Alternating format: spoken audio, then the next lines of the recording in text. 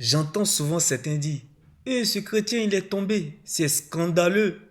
Bien-aimé dans le Seigneur, ce que les gens disent est important, mais n'a pas de valeur. Les gens peuvent parler, mais il y a une seule parole dont la parole qui accomplit tout ce qu'elle dit, qui est la parole de Dieu. Reste focalisé sur elle, elle te mettra à l'aise et te fera du bien.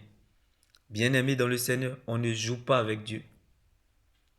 Tout ce que nous sémons dans le secret, en bien ou en mal, tôt ou tard, nous le récolterons en public. Pendant que les hommes regardent, Dieu lui voit. Donc bien aimé, Dieu n'est pas un gaou ni aveugle. Quand Dieu frappe, la chute est très fatale. Bien aimé,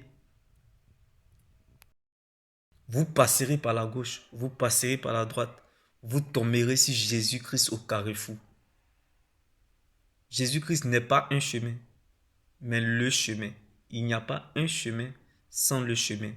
Ce n'est pas parce que le caïman vit dans l'eau qu'il ne peut pas se noyer. Continue à demeurer dans le péché. Mais n'oublie surtout pas que le péché est comme la batterie d'un portable qui est à 3%. Le portable peut s'éteindre. Bien aimé, l'eau chaude peut devenir froide. Et bien aimé, Dieu honore celui qui l'honore. Dieu déshonore celui qui le déshonore.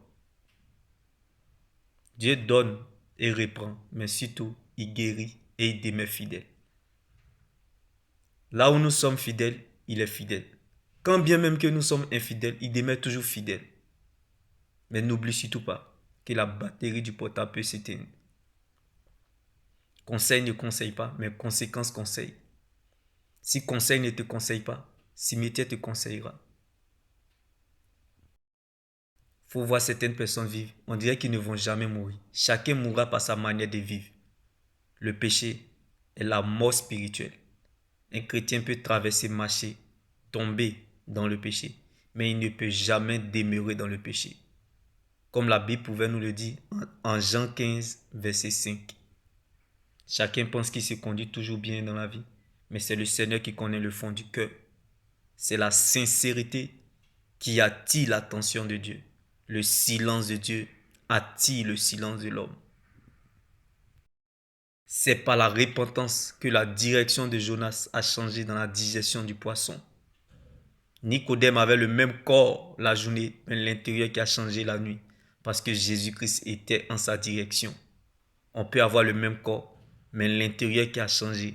On parle de la nouvelle naissance. C'est Jésus-Christ qui a fait le son. Il n'y a pas de reconnaissance sans connaissance.